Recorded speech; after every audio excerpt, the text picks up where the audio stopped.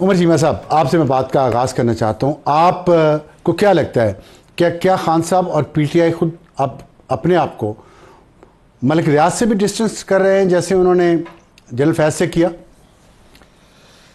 देखिए, एक तो जो आपने अलीमा खान की बात की कि वो कह रहे हैं कि चीफ जस्टिस उनको नहीं बुलाते, मुझे इस बात की समझ नहीं लगी कि चीफ जस्टिस का इससे क्या ताल्लुक है। कोई मामला सुप्रीम कोर्ट में नहीं चल रहा, ये मामला तो अकाउंटेबिलिटी कोर्ट में चल रहा है। जो 190 मिलियन पाउंड का मामला है, ये तो अकाउंटेबिलिटी कोर्ट लेवल पे। उधर वडाइज साहब हैं एक जज, उनसे इनको मुतालबा करना चाहिए था। चीफ जस्टिस से तो मुतालबा नहीं बनता। वडाइज साहब के नाम पे आप हंसे क्यों हैं? नहीं, वैसे ही नहीं, मैं एक बात कर रहा हूँ। नहीं, कोई आपने कहा ना कि खबर तो होगी इसके पीछे, शरारत तो होगी। नहीं, कोई खबर नहीं है। वैसे ही जो है हमारी जाट बरादरी है, तो मैंने कहा कि शायद आप कोई इसका कोई मतलब। आजकल जाट बरादरी वैसे ही हवा में उड़ रही है। अरशद नदीम सुखेरा, हाँ, उन्होंने वर्ल्ड चैंपियन बन गए, ओलंपिक्स के चैंपियन बन गए। तो लेकिन कोई देखें, एक बात यह भी तो हो रही है ना कि फैज़ याफ्ता जजेस बहुत सारे हैं। मैं तो इसलिए कह रहा था, लेकिन वजह क्या है? ये क्या खान साहब की रवायत है, उनको इससे सियासी नुकसान नहीं होगा? इस सियासी नुकसान वाली क्या बात है? अगर आप खान साहब की पूरी हिस्ट्री देखें, खान साहब का कोई, आप बताएं कि कोई ऐसा बंदा जो उनका दोस्त है या जिसको वो दोस्त समझते हो या जिसके साथ वो उन्होंने कभी कुछ स्टैंड किया हो। नहीं, ट्रंप का वो तो आजकल एक उनकी दोनों की जरूरत पड़ी हुई है। और ट्रंप जो है, ट्रंप उनसे वैसे भी वो समझते हैं कि अमेरिका का प्रेसिडेंट अगर वो आता है तो उसका उन्हें फायदा होगा। लेकिन ट्रंप के बारे में भी इतना को खुलकर तो नहीं आए। खान साहब जो है, उनका तो एक रिकॉर्ड है कि वो कोई अगर मुश्किल टाइम आए तो बंदे को अबेंडन कर देते हैं, तर्क कर देते हैं। वो कहते हैं मेरा तो उससे ताल्लुक ही नहीं है। तो एजाज ये बताइएगा, अगर खान साहब ने अबेंडन कर दिया है जनरल फैज को भी और मलिक रियाज को भी, और उन दोनों ने बहुत कुछ किया खान साहब के लिए, आपको भी पता है, मुझे भी पता है, तो अगर जवाब में जनरल फैज और मलिक रियाज ने भी अबेंडन कर दिया खान साहब को, तो फिर क्या होगा? मेरे ख्याल में जो जनरल फैज हैं उनके ऊपर अभी एक कड़ा वक्त है और अभी उनकी पूछगिछ हो रही है। अभी ज़ाहिर है उनका स्टेटमेंट रिकॉर्ड होगा और ज़ाहिर स्टेटमेंट जो उनका रिकॉर्ड जिन हालात में किया जाएगा, वो फैज साहब तो ज़ाहिर बड़े प्रेशर में है और ज़ाहिर मुश्किल में है। तो फैज साहब हमें सारी बातें काफ़ी हद तक बताएंगे और अपने आप को डिफेंड करने की हर मुमकिन कोशिश करेंगे। एक बात तो ये डिफेंड करने से मुराद है कि वो किसी और पे डालेंगे बात, यकीनी तौर पे जावेद बाजवा पे या इमरान खान, यकीनी तौर पे वो किसी और पे डालने की कोशिश करेंगे। आप चकवाल से हैं, वो भी हैं, तो आप जाहिर है। नहीं, मैं जेलम से हूँ, मैं पड़ोस से हूँ। चकवाल कभी जेलम का ऐसा था। चकवाली गैंग अलग है, जेलमी गैंग। ओके, अच्छा, एक दूसरी बात यह है कि ये जो अलीमा खान की आपने गुफ्तगू सुनाई, अलीमा खान का बयान इमरान खान का बयान ना समझा जाए, क्योंकि इमरान खान मुतअद्दिद बार अलीमा बीबी बयान दे चुकी हैं जिसको बाद में इमरान खान साहब तरदीद कर देते होते हैं।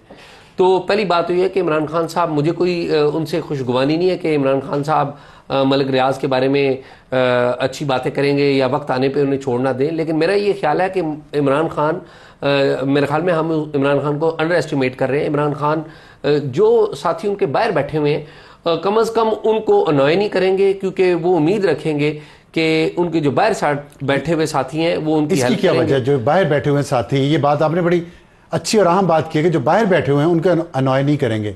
क्या फ़ायदे हो सकते हैं इमरान खान? देखिए ना, इमरान खान को इससे बड़ा क्या फ़ायदा हुआ। देखिए, अमेरिका में जो उनके साथी बैठे हुए हैं या यूएई में भी कुछ लोग बैठे हुए हैं और कनाडा में बैठे हुए हैं, उन्होंने एक मनूवर्स तो किए। आप देखें, कांग्रेस में जो करारदाद मंजूर हुई वो कैसे हुई? ऐसे तो नहीं, उस पे इन्वेस्टमेंट, मलिक रियाज तो पैसों का मामला ना, 190 मिलियन पाउंड है, उसके बदले में ज़मीन ले ली, पैसे ले लिए। अब उनसे क्या फ़ायदा है मलिक रियाज से? देखिए, मलिक रियाज जो है, आप ये देख लीजिएगा कि मलिक रियाज को मेरी इतलात के मुताबिक कहा गया था कि वो इमरान खान के खिलाफ वादा मुआफ गवाह बने।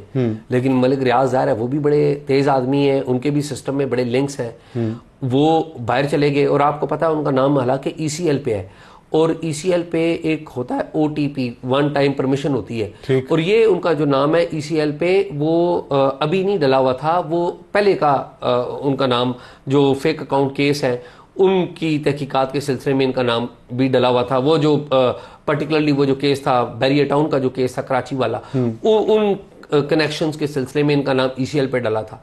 तो इनका नाम जब ECL पे आपका नाम डल जाता है तो आप अदालत से या हुकूमत पाकिस्तान से एक दफ़ा वन टाइम परमिशन ले लेते हैं। अदालत भी दे देती होती है और हुकूमत पाकिस्तान अगर सेक्रेटरी इंटीरियर को दरख्वास्त दें तो वो भी दे देते हैं। आप ज़रा वजारत दाखिला का रिकॉर्ड चेक करें तो आप हैरान हो जाएंगे कि मलिक रियाज वो वाहिद शख्सियत हैं जो वन टाइम परमिशन को उन्होंने इतना यूज किया कि वो वन टाइम परमिशन नहीं, वो फॉर लाइफ परमिशन हो गई।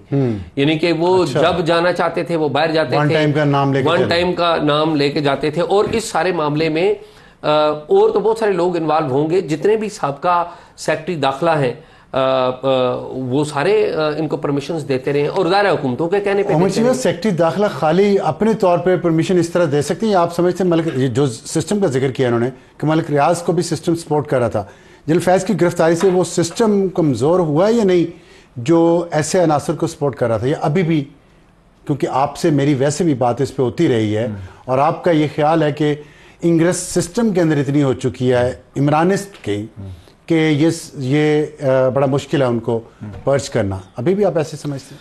अच्छा, एक तो ये है कि मेरे ख्याल जो जनरल फैज़ है ना, ये एक बड़ी एक ओवर एग्जेजरेटेड किस्म की पर्सनैलिटी है इन अ सेंस, ठीक कि जनरल फैज़ से अगर कोई काम इमरान खान लेना चाहे जिसकी एक अपनी अवाम में पजीराई हो या ऐसा कोई सपोर्ट सिस्टम मौजूद हो, तो वो काम शायद वो बेहतर तरीके से वो डिलीवर कर सकें। अगर कोई और जमात लेना चाहे तो शायद वो ना कर सकें, क्योंकि अगर कोई आगे उनको अपने हम ख्याल लोग ना मिले। तो मेरे ख्याल एक तो इसका ये एंगल है। आप कह रहे हैं कि उनके मेंटल लेवल और उनके जो ऑब्जेक्टिव थे वो अलाइन करते थे, यानी कि ये है कि एक हम ख्याल लोग जो हैं इमरान खान के और जनरल फैज़ के कमर जावेद बाजवा, जनरल फैज़ के, मैं सिस्टम के हवाले से बात कर रहा हूँ कि आप जो एक सिस्टम में उनकी इंग्रेस की बात कर रहे हैं, ठीक, मैं कह रहा हूँ कि कई ऐसे भी लोग हैं ना जो इमरान खान के सपोर्टर हैं, वो भी बैठे हुए हैं, ठीक है। तो जनरल फैज़ अगर उनसे बात करेंगे तो उनकी बात मान जाएंगे। अगर वो उनको यही रोल जो है कोई हो सकता है PMLN वाले दें तो वो ना कर सकते। तो लेकिन अभी भी आपके ख्याल में वो जो बैठे हुए हैं सिस्टम में लोग, वो बात उसी तरह अगर कोई और उन्हें अप्रोच करे तो मानेंगे? क्यों नहीं मानेंगे? मेरा तो ख्याल है इसका मतलब है कि अनलेस अब ये है, यानी कि केस सिनेरियो भी है ना कि अगर कोई ऐसा बंदा, फॉर एग्जांपल जनरल फैज़ है, वो एक एग्जांपल बन जाते हैं, पता चलता है जी कि उनको तो अल्लाह ताला उनके साथ, अल्लाह हमारे साथ उन वाला सलूक ना करे, नहीं ऐसी कोई इबरतनाक उनको कोई सजा मिल जाती है, तो इससे एक फियर फैक्टर बढ़ सकता है। अदरवाइज जो है अभी तो कई लोग अपने लेवल पे एक जहाद भी कर रहे हैं, उनका ये ख्याल है जी कि हम ये जो जहाद हो रहा है हमको अपने पार्ट पे कोई कंट्रीब्यूशन कर सकें तो कर दें, ये भी है। एजाज, आपका क्या ख्याल है कि ये उस लेवल तक बात जाएगी जहाँ पे जनरल फैज़ ने जो कुछ किया है वो दूसरों के लिए सबक हो, उसमें उनको कोई सजा मिलेगी? मेरा ख्याल में ये मामला इनिशिएट हुआ ही इस मकसद के लिए है कि ये उस लेवल पे बात पहुँचानी है। ये मेरे ख्याल में आपको पता है कि वो मिलिट्री का जो जस्टिस सिस्टम है, मिलिट्री जस्टिस सिस्टम में तो ये बातें बड़ी क्लियर होती हैं कि जब किसी अफसर के खिलाफ इस लेवल पे जब कार्रवाई होती है तो उसको जो सज़ा मिलना है वो यकीनी होता है। वो जो चार्जशीट अफसर के खिलाफ होती है बेसिकली वो वर्डिक्ट ही होती है, जो कि आपको पता है कि फील्ड कोर्ट मार्शल का जो सिस्टम क्या है कि 2 सर्विंग में जनरल लेवल के अफसर बैठे होंगे और एक तीसरा जज भी बैठा होगा। तो ये ज़ाहिर है एविडेंस, जज सिविलियन होगा, जज वो तीसरा आमतौर पर सिविलियन होता है, आमतौर पे सिविलियन होता है। हाई कोर्ट सिविल जज, सेशन जज नहीं, ये इनके अपने जो जजेस हैं जिनको नॉमिनेट करते हैं। ठीक है। तो इशू ये है कि मैं ये समझता हूँ कि ये मामला अगर माफ कर देने वाला होता तो ये इनिशिएट ही ना होता।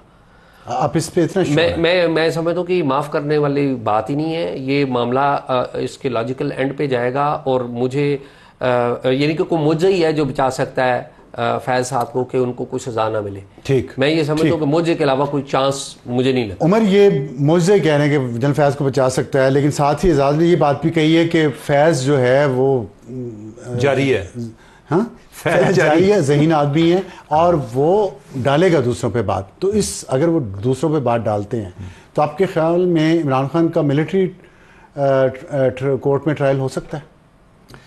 मेरे ख्याल इमरान खान का जो ट्रायल होगा ना उसका डिपेंड करता है कि अभी जो इन्होंने रऊफ हसन या बाकी लोग उनके जो फ़ोन का डेटा इनके पास आया है या इसके अलावा इन्होंने जो इनके कंप्यूटर्स हैं उनका डेटा इनके पास आया है जो PTI सेंट्रल सेक्रेटेरिएट से है, तो वो एक एज आ एविडेंस इमर्ज हो सकता है। लेकिन क्या इमरान खान पर वो कितनी बार डाल सकते हैं? मेरे ख्याल इमरान खान पर शायद ये जो केस चल रहा है जनरल फैज़ का, इसमें जो ज़्यादा बात आएगी मेरे ख्याल में कोई और जर्नैलों पर आ सकती है जो कि जनरल फैज़ के हमख्याल थे, जो कि रिटायर हैं और जो कि उस कम्युनिकेशन में वो भी इन्वॉल्व हैं। ये जिस कम्युनिकेशन की मैं बात कर रहा हूँ जिसकी GIT भी बनी हुई है, तो सर्विंग भी कुछ उसमें कम्युनिकेशन में इन्वॉल्व हैं? सर्विंग का मुझे नहीं आइडिया। और जजेस? जजेस का मेरे नॉलेज में नहीं है, लेकिन ये है कि अभी जो जिस तरह एक तो जनरल फैज है ना, वो एक फौज में एक वो इस तरह बने हुए थे कि इमरान खान के जैसे को बहुत बड़े सपोर्टर हैं। इसी तरह जुडिशरी में ये काम जो है वो साकिब निसार कर रहे थे। तो साकिब निसार के फरार होने की ये वजह? मुझे नहीं आइडिया वजह क्या, लेकिन मुझे इस बात का पता है, देखिए फरार की क्या है, यानी कि हो सकता है कि वो वैसे छुट्टियों पे गए हों, अमीर लोग हैं ना। छुट्टियों के मतलब वो रिटायर हो, तो छुट्टी हैं। नहीं छुट्टियां हैं, लेकिन लोग आपको पता है हॉलीडेज पे जाते हैं, समर वेकेशन पे जाते हैं। आप फैसलाबाद हो आते हैं या मैं गुजरांवाला होता हूँ, लोग जाते हैं बाहर से उनका जी तो ये जाते। अच्छा, लेकिन मैं कहता हूँ जी कि हम उसको एक उनकी रूटीन हॉलीडेज तस्वर कर लें, लेकिन उसके साथ साथ उन पर इन्वेस्टिगेशन चल रही है, यानी कि उनके बारे में इन्वेस्टिगेशन मतलब यह है कि उनके बारे में जो सबूत हैं वो इकट्ठे किए जा रहे हैं, कि नज़र उन पर भी है कि हमने जो साकिब निसार हैं इनको भी एग्जाम्पल बनाना है। ये आप इतला की बुनियाद पे कह रहे हैं? मैं ये कह रहा हूं कि कोशिश हो रही है, अब वो कितना आगे कर सकते हैं, लेकिन ये बात दुरुस्त है कि इस पर काम हो रहा है, वर्क इज इन प्रोग्रेस। ठीक। अब ये है कि अगर जनरल फैज उनको अगर एग्जाम्पल बनाया जाता है और उसके बाद फौज में सर्विंग या रिटायर्ड लोग जो कि ज्यादा मोहब्बत में अपने आप को कंट्रोल नहीं कर सकते, शायद उनके अंदर एक फियर फैक्टर क्रिएट होगा। और इसी तरह ये एग्जाम्पल अगर साकिब निसार पर बन जाती है, यानी कि उन पर कोई केस ऐसा आ जाए, तो फिर और भी कोई जुडिशरी में भी कोई ऐसे अगर लोग होंगे तो उन पर भी उन्हें लगेगा कि ये हमारे लिए कोई प्रॉब्लम हो सकती है। एजाज, साकिब निसार मिसाल बनेंगे या नहीं बनेंगे, जैसे कि उमर ने कहा। दूसरी बात में ये बताएं, आपकी जो इतलात हैं उसके मुताबिक क्या इमरान खान के खिलाफ ऐसा सबूत है कि मिलिट्री कोर्ट में उनका ट्रायल हो सके? देखिए, जो पंजाब की CTD ने, पंजाब पुलिस ने और जो पंजाब में जो खुफिया इदारे हैं, उन्होंने जो अपनी फाइंडिंग तैयार की थी, उनमें तो उन्होंने इमरान खान को नॉमिनेट किया हुआ है। अच्छा। कि इमरान खान मरकजी किरदार है।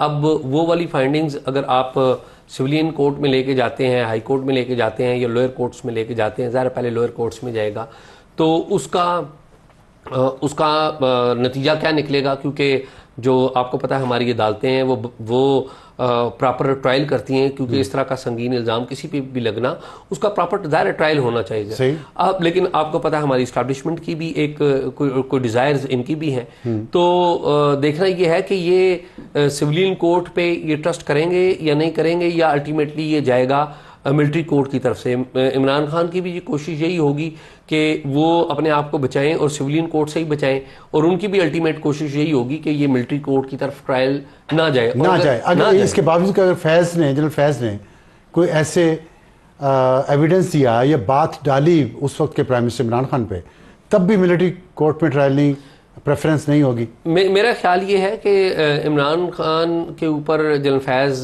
कोई बात डालने से गुरेज करेंगे, बल्कि वो जो अपनी कमांड है अपने दौर के जो उनके आर्मी चीफ थे जनरल बाजवा या उनके जो कोर कमांडर्स थे, देखिए जो कमिटमेंट की बुनियाद पे या उनकी जो कमिटमेंट आपस में जिसका जिक्र उमर चीमा ने किया, या आप समझ रहे हैं कि ये स्ट्रेटजी है उनकी? नहीं, मेरे ख्याल में उनकी स्ट्रेटजी ये है, क्योंकि उनकी स्ट्रेटजी ये है कि उन्हें पता है कि मिलिट्री अपने कमांडर्स को और अपने फार्मर चीफ्स को वो कभी डॉक में नहीं लाती, वो कभी एम्बैरस नहीं करती, और उन्हीं का ये सबसे बड़ा दिफा है कि वो उनको इस्तेमाल करके खुद मुश्किल से निकलें।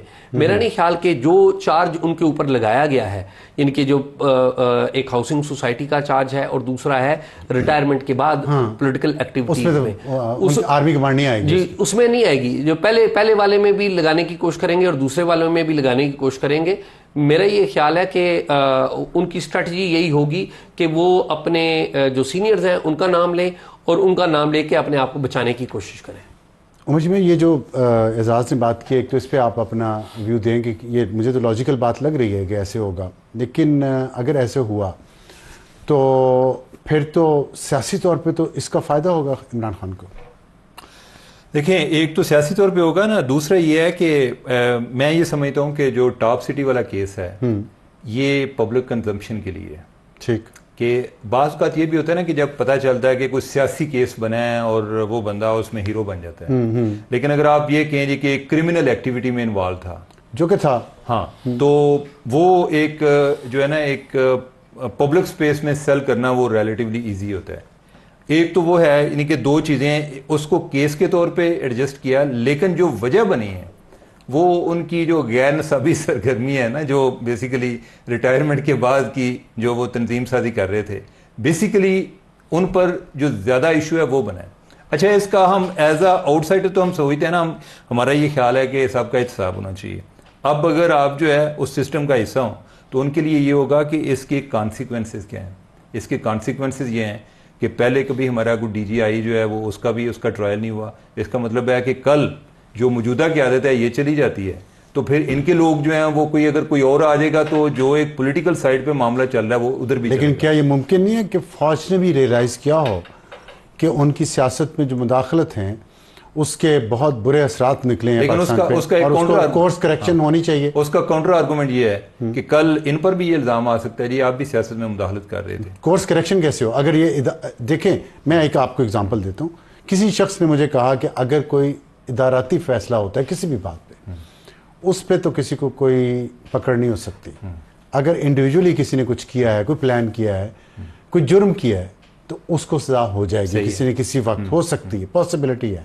तो अगर इदारा जाती सतह पे ये फैसला हुआ कि कोर्स करेक्शन ज़रूरी है, फिर नहीं, कोर्स करेक्शन ज़रूरी है, लेकिन जो अभी क़यादत कर रही है, मौजूदा क़यादत की जो भी पॉलिसी है, तो जो आने वाला है उसको भी तो उसमें कई इतराज़ नज़र आ सकते हैं। वो उसको अपने कंटेक्स्ट में देखेगा। ये तो हम बात कर रहे हैं ना, ये अगर कोई PTI वाला कोई उससे वो तो फिर आने वाले वो तो हम किसी भी कुछ भी नहीं, गाइडलाइन तो कुछ भी कर सकते हैं ना। हाँ, लेकिन मैं ये कह रहा हूँ कि उनकी नज़र में ये भी इंपॉर्टेंट होगा कि ये कहीं आगे प्रेसिडेंट ही ना बन जाए। तो इसलिए ये कोई आगे कोई ट्रेडिशन ही ना, ये भी एक नई ट्रेडिशन ना आ जाए कि जो आने वाली क़यादत है वो पिछली क़यादत है उसका ट्रायल शुरू कर दे। तो उसको मेरा ख्याल है कि ये ज्यादातर जो PTI स्पेसिफिक एक्टिविटीज रिटायरमेंट के बाद हैं उन पर फोकस। हाँ ठीक है, वो किसी पे भी फोकस हो, लेकिन ये एजाज आपके ख्याल में इस जो डेवलपमेंट हुई है जनरल फैज़ वाली, इसके सियासी और अदालती असरात क्या होंगे? अदालती असरात पे में ज़्यादा आपका मेरे ख्याल में ये केस बड़ा डिसाइसिव होगा। जनरल फैज़ के मामले में फॉर्मर जजेस को लाने की ज़रूर कोशिश की जाएगी, क्योंकि जो साकिब निसार थे वो उनके बारे में एक रिपोर्ट फर्निश हुई थी प्राइम मिनिस्टर को। मुझे इत्तफाक से वो रिपोर्ट पढ़ने का इत्तफाक हुआ, और ये अभी की बात नहीं है। मैं आपको 6-8 महीने 10 महीने पहले की बात बता रहा हूँ, तकरीबन साल पहले की बात बता रहा हूँ। और उस रिपोर्ट में साकिब निसार जो है वो जो लाहौर हाई कोर्ट के जो चीफ जस्टिस थे अमीर भट्टी, उनके साथ उनकी जो गुफ्तगू है उसको कोट किया गया था। ये टेलीफोनिक या व्हाट्सएप मुझे पता नहीं, लेकिन वो गुफ्तगू कोट की गई है। कुछ महफिलों में गुफ्तगू कोट की हुई थी, जो प्राइम मिनिस्टर को रिपोर्ट पेश हुई थी, जो मैंने पढ़ी है वो, तो जिसमें वो उनको मुख्तलिफ हिदायत दे रहे हैं। फिर साकिब निसार साहब की इसी तरह के जो राब्ते थे जस्टिस साबिक जज एजाजुल हसन साहब से, उनसे उनके जो बातचीत होती रही, ये प्राइम मिनिस्टर को ये तकरीबन 1 साल पहले ये रिपोर्ट्स दी जाती रही हैं। और ज़ाहिर है साकिब निसार साहब की बड़ी क्लोज लाइजान थी फैज़ हमीद साहब से। फैज़ हमीद यहाँ पर उनका बड़ा कलीदी किरदार था जब साकिब निसार जो है वो चीफ जस्टिस थे, और मुतअद्दिद बार साकिब निसार से फैज़ हमीद साहब मिले भी थे, फैज़ भी हासिल करते रहे जी। दोनों वो निसार होते थे, वो फैज़ देते थे। मेरी इतलात के मुताबिक दोनों ने एक दूसरे के फेवर दिए जी, बिल्कुल दिए, इन्होंने भी दी और उन्होंने और मैं भी बहुत सारी फेवर्स का गवाह हूँ। तो बहुत शुक्रिया एजाज सैयद हमसे बात करने का। उमर चीमा आपका भी बहुत शुक्रिया, और आपने नोट किया कितनी सैर हासिल गुफ्तगू हुई है। बहुत ख़बरें भी हैं इसमें और अच्छा तज़िया भी है।